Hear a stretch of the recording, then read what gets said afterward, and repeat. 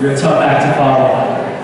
To be honest, Neil Diamond is a tough act to follow. I'm intimately familiar with your work, but good evening. Are you still with me? Good evening. I have a table full of people, but that'll vouch for me. So I want to thank the Cystic Fibrosis Foundation for asking my sister Rena and I to come here tonight to share our experiences. Unfortunately, Rena couldn't make it tonight, so you're stuck with me. But we'll get through this. So I want to make sure that I specifically thank Stephanie and Carrie for having a difficult job of getting me here covertly from New York so that we can keep it a surprise for my sister Lori. I know it wasn't easy, and we did it. We made it. So, if you don't know, Lori and I are twins. And a question we've gotten our whole lives when we're together separately is, what's it like to be a twin? You know? Can you guys tell what each other is thinking? Do you share the same thoughts? Like, can you read each other's minds? Like, you know, what's that like? You know, and it's safe to say that we do have a special bond and a special connection. And we have a lot of fun and funny stories about growing up as twins. But although we had the same birth date, and we share the same family, and we share the same womb, we had to lead very different lives because of the fact that she was born with cystic fibrosis and I was not, even though we're twins. So we were born on May 15, 1973. Incidentally, we were born on my father's birthday. All three of us share that day. And although we are the same age, we're twins, we're 43 years old. We're not exactly the same age, because technically she's 2 minutes older than I am. I never let her live that down, so I just figured out, you know, why let this be anything different? So when I think back to growing up in our earlier years, when we were much younger, I don't remember thinking that her having CF was anything all that different. When we were that young. When you're that little, it just is what it is. You know, I know it was different for my parents, of course, because they were adults, but as far as my sisters and I, when we were very young, and our friends, I don't think the term cystic fibrosis even came up that much. At the time, there wasn't anyone that we would run into that had cystic fibrosis. There wasn't anyone that we would meet that knew what that was, or had a family member that had cystic fibrosis. And of course, we saw the effects of the disease, but I think the term cystic fibrosis was somewhat like outside of our circle of awareness. You know, it was certainly outside of my 7-year-old circle of awareness, of course. But I do remember when that all changed. You know, it changed when we were about 12 years old. And it was the first time that Lori was going to go into the hospital for an extended stay. She had to go in for about 2 weeks. And our whole lives, I always remember doctor's appointments and visits and treatments and stuff like that. But this was different. This was very different.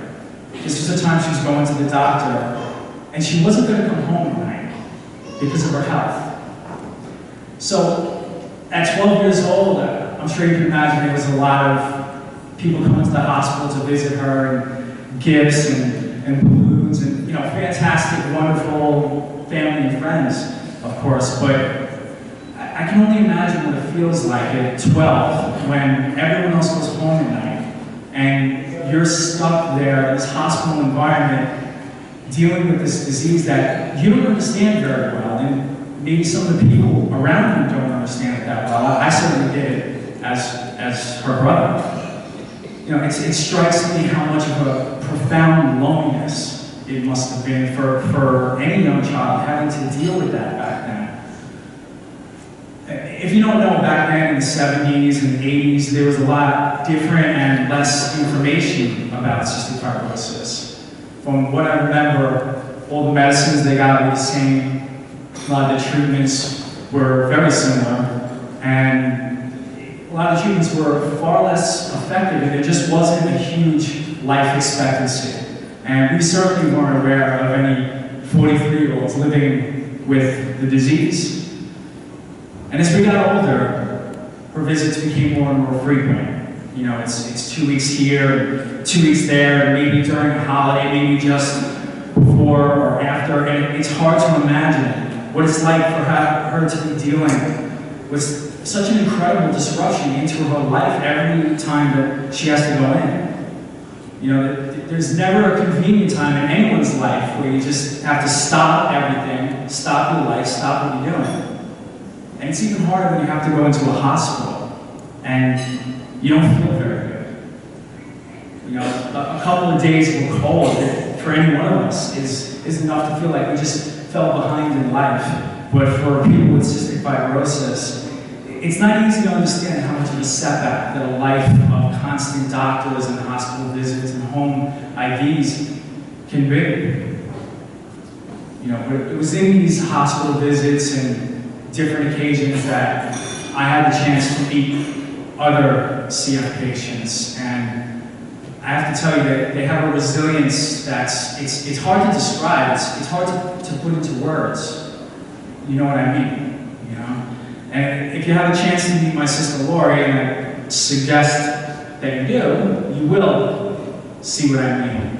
You know, besides her resilience, you'll see someone with the biggest heart you've ever seen, an unending care for other people, a true selflessness towards other people. And you'll probably witness the biggest, most infectious laugh you're ever going to hear. And she never holds it back, her laugh. Even though she might have to hold back a cough, and she might even have to gasp for air because of her lung, she never holds back her laugh. You know, there's no shortage of stories I can sit here and tell you about things that we all take for granted in life that she has to deal with in her life. Even something so simple as a laugh is something that CF patients sometimes can't fully enjoy. So, 3 years ago, I'm sure you can understand why my family was apprehensive about her moving from New York to Las Vegas. We were, you know, worried. Were the hospitals going to be okay? Were the doctors going to be okay? Was there going to be a network of people that understand what's going on? Was this ultimately going to be a good move for her health? And I have to tell you that on behalf of my family and her friends back home, we couldn't be happier that she connected with the CF Foundation Nevada chapter and all the wonderful work that you all do.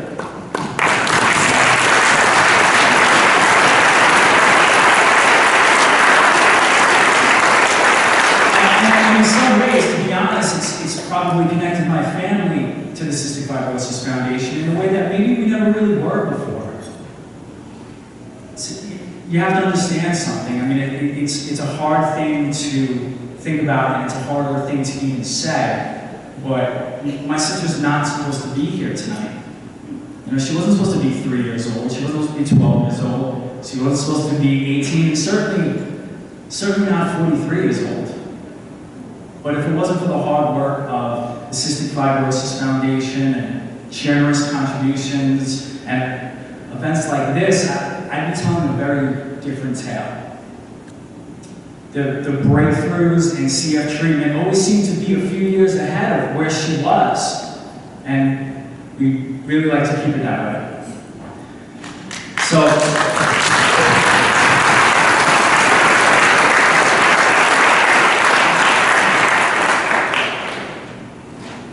in closing, I just want to talk about my sister's favorite saying. So she always says, when something's going wrong, you have a problem, you need advice, she always just says, just breathe. That's like her favorite thing to say. So much so that she has jewelry that says, just breathe. Like everybody knows that's like her favorite saying. And we even got matching tattoos of the word breathe. I got the word breathe on my wrist, and she got a tattoo.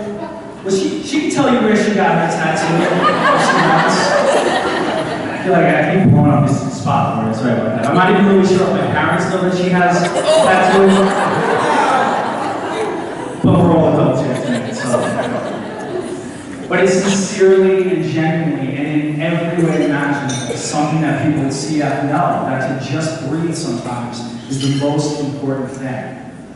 I mean, sometimes it feels like maybe that's what you really have, is your breath.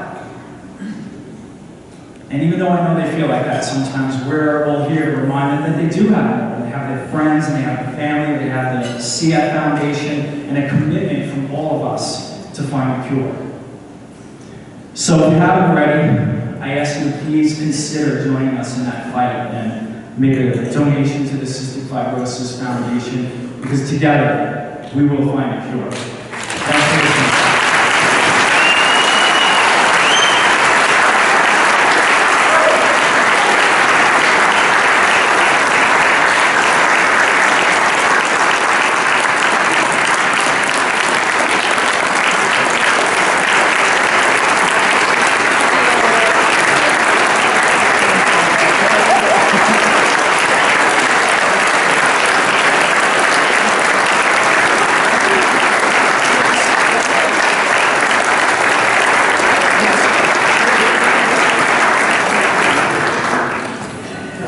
You know, I met Lori for the first time at the golf event that we just had this year, and I'm going to embarrass her right now, but the first thing that hit me was, damn, she's hot.